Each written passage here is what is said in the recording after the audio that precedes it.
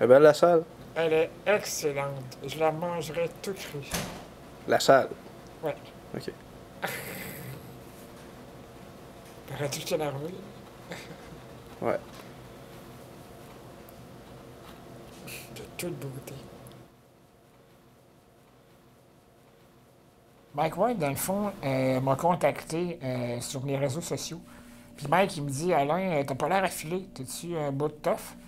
Puis je faisais des jokes de balles de fusil. Fait que je pense qu'il a trouvé que c'était un petit peu hard comme humour. Fait qu'il m'a dit, y a-tu de quoi que je peux faire? Puis là, ben, il voyait, avec les posts que je faisais sur Twitter, que j'avais une perte d'autonomie.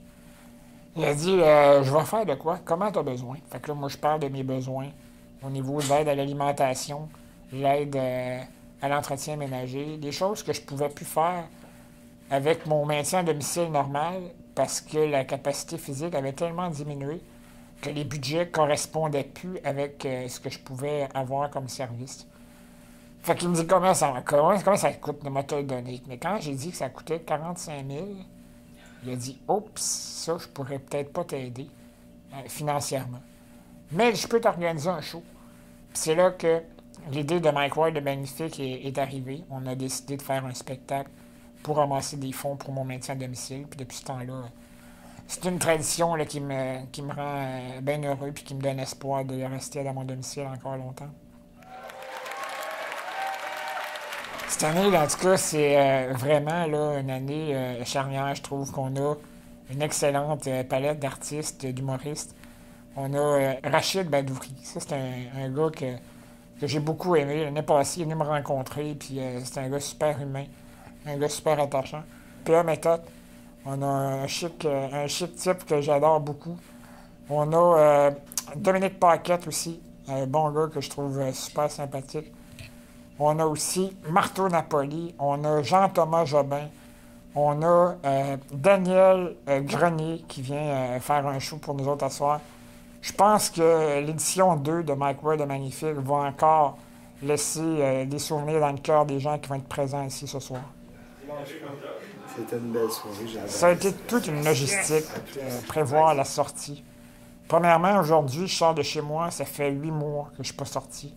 Je suis comme un gars qui sort de prison, qui est fou comme de la merde, puis qui voit le soleil, là, puis il se peut plus.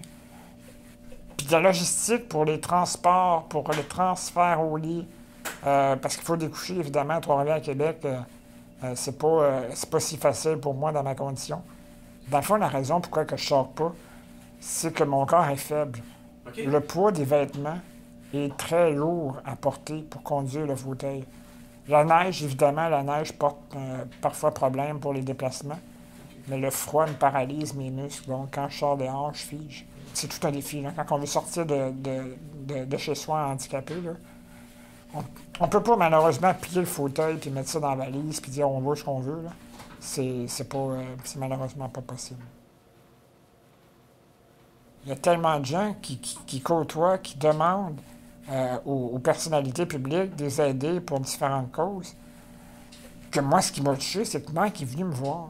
Puis il m'a dit, Alain, à l'époque, c'était en 2011, le bras Jaco, il coûte 35 000 $. C'est une autre affaire que le gouvernement refuse de payer parce qu'il n'est pas encore justifié comme nécessaire à l'autonomie.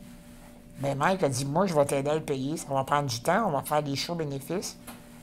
Puis à la fin de chaque spectacle, mes fans vont donner le change qu'ils ont dans la poche. Ben, je suis très excité, très nerveux.